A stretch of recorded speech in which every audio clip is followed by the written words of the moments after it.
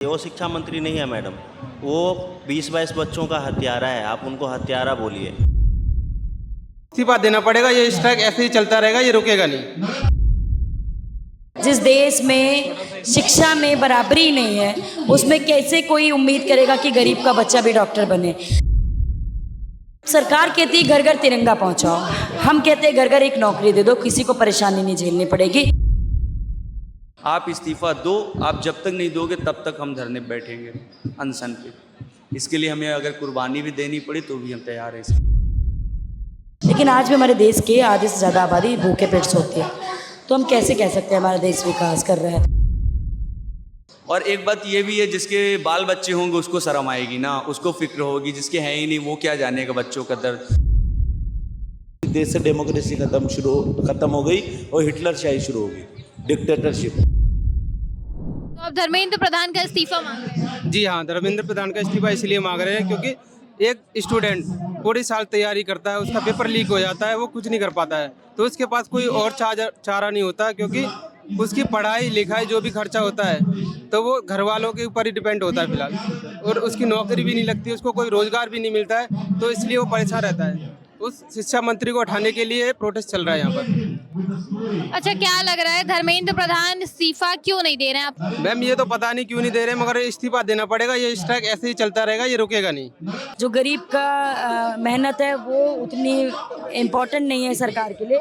जिसके पास पैसा उनका पल्ला भारी रहेगा, वो आगे चला जाएगा, वो नीट के पेपर में सीट भी ले लेगा, करोड़ों रुपए खर्च होते हैं उसमें वही पहुंच पाएगा, डॉक्टर वही बन पाएगा जिनके पास पैसा है। जिस देश में शिक्षा में बराबरी नहीं है, उसमें कैसे कोई उम्मीद करेगा कि गरीब का बच्चा भी डॉक्टर बने।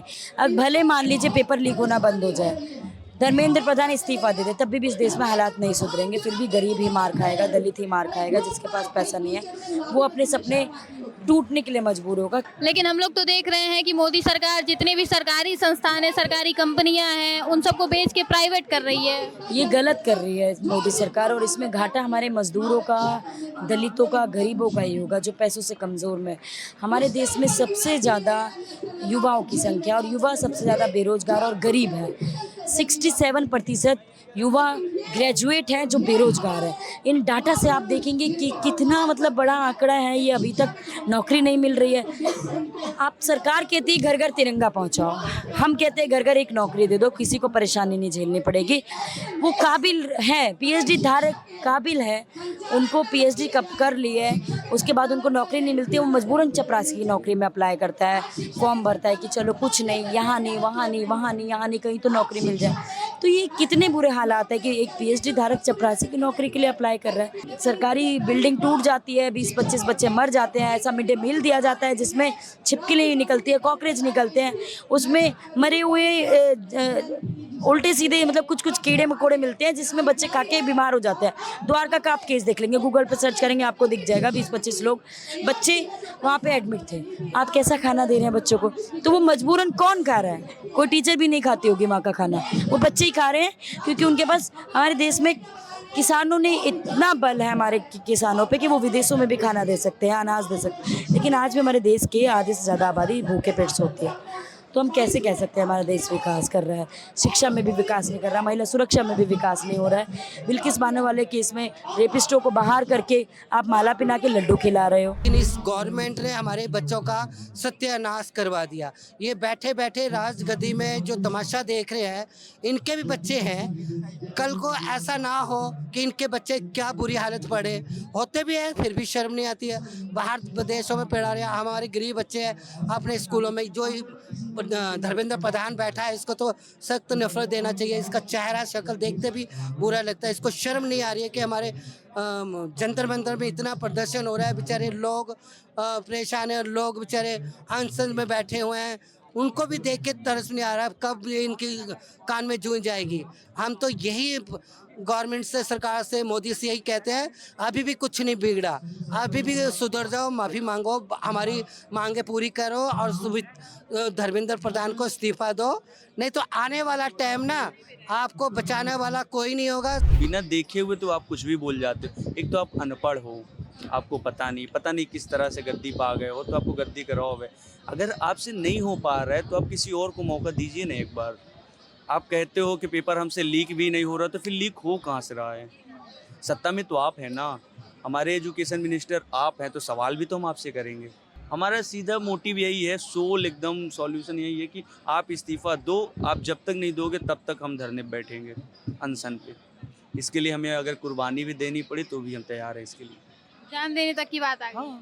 क्योंकि इससे हमारी आने वाली पीढ़ियाँ सुधर जाएंगी ना। ऐसे ही ऐरे गहरे लोग रहेंगे, बच्चे इतनी मेहनत से साल भर पढ़ाई करके 12-14 घंटा पढ़ाई करके कोई पेपर में अपियर होते हैं। पहली बात तो आप कोई वैकेंसी जल्दी निकालते नहीं हो, निकालते भी हो तो 1 घंटे में पेपर लीक कर देते हो। ऐसे ही अगर चलता रहा तुम्हारी आने वाली भविष्य का क्या होगा? क्या हुआ कि मोदी जी जब आए तो 2014 में तो उनकी छवि अलग थी, फिर अब जो है छवि वो राजनीति कर रहे हैं धर्म के नाम पे, कि हिंदू मुस्लिम करके रख, क्योंकि मुद्दा आपके पास कुछ है नहीं।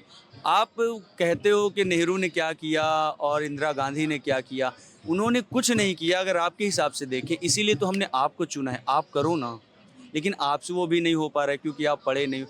यही मोदी जी 2014 में जब गुजरात के सीएम थे तो इन्होंने एक ट्वीट किया था कि जब देश का प्रधानमंत्री ही अनपढ़ रहेगा उस देश का रुपया गिरता जाएगा। तो वही हो रहा, आज अनपढ़ खुद है। और एक बात ये भी है, जिसके बाल बच्चे होंगे उसको शर्म आएगी ना, उसको फिक्र होगी, जिसके हैं ही नहीं वो क्या जानेगा बच्चों का दर्द। जो अपने बच्चों को खोए हैं उनसे जाके आप पूछिए कि माँ बाप के ऊपर क्या बीतती है, उसके सामने उसका बच्चा चला गया। और नीट प्रॉपर, यहाँ हम नीट के लिए आए हैं, बाकी और भी एजुकेशन में सुधार है, बहुत चीज़ करवाना है। अभी हमारा प्रॉपर मुद्दा है आप धर्मेंद्र प्रधान जी आप रिज़ाइन करो। सबसे बड़ा मुद्दा ये है कि हमें धर्मेंद्र प्रधान का इस्तीफा चाहिए और एनटीए को रद्द करवाना है बस। लेकिन अगर एनटीए भी नहीं हो पा रहा उनसे तो पहले इस्तीफा तो दो, जिम्मेदारी उठाओ और इस्तीफा दो। 25 बच्चे जो अपनी जान गंवा चुके हैं तो उसमें 10 और जुड़ने वाले हैं। अगर ये लोग इस्तीफा नहीं देते तो हम लोग जान दे देंगे, बात खत्म। क्योंकि वो ऑप्शन हमारे पास नहीं है कि पेट्रोल डालो और आग लगा लो, फांसी लगा लो, तो वो इतने इजीली तो हम नहीं मरेंगे। वो बच्चे थे इसलिए वो चले गए, हम 1-2 की कुर्सी हिला कर ही जाएंगे यहाँ से। देश का युवा अगर अभी यहाँ पर मरता है तो कुर्सी हिलेगी। अब भले ही वो प्रधानमंत्री की हिले, भले ही शिक्षा मंत्री की हिले, भले ही पूरी सरकार हिलाना पड़े। ये सरकार डेमोक्रेसी सरकार है ही नहीं। हमारे देश में डेमोक्रेसी बिल्कुल ख़त्म हो चुकी है। अगर ये डेमोक्रेसी होती तो 10 दिन लोगों का सड़क पे बैठना मोदी सरकार को नज़र आता। संसद की दूरी यहाँ से ज़्यादा दूर है नहीं। हमारी अगर आवाज़ अगर आप यहाँ चूँ भी करोगे तो आवाज़ पहुँच जाएगी। ब्रजभूषण शरण सिंह का कोठी इधर ही है, मतलब लगभग सारे जितने भी डेमोक्रेट हमारे यहाँ के नेता एमएलए एमपी जितने भी सब आसपास 2-2.5 किलोमीटर के हैं। तो ऐसा तो नहीं है कि आवाज़ नहीं जा रही, आवाज़ सारी पहुँच रही है, इग्नोर की जा रही है। जैसे बाकी मुद्दों पे किया जाता है, महिला सुरक्षा पे बात की जाती है तब भी ऐसे इग्नोर किया जाता है, करप्शन पे बात की जाती है तब भी ऐसे इग्नोर किया जाता है, देश के युवा की बात की जाती है इग्नोर किया जाता है। इस देश से डेमोक्रेसी खत्म हो गई और हिटलरशाही शुरू हो गई, डिक्टेटरशिप। वो शिक्षा मंत्री नहीं है मैडम, वो 20-22 बच्चों का हत्यारा है। आप उनको हत्यारा बोलिए। और हम उनको कहना चाहते हैं, उनके जो हमारे धर्मेंद्र प्रधान के प्रधान हैं उनसे कहना चाहते हैं कि नरेंद्र मोदी जी आप सुन लीजिए, अभी तो हम धर्मेंद्र प्रधान का इस्तीफ़ा मांगे हैं और उसके लिए अनशन पे बैठे हैं। अगर उसका इस्तीफ़ा नहीं आता है तो हम आपका भी इस्तीफ़ा मांगेंगे और आपको देना ही पड़ेगा। आप समझ रहे हो मैडम?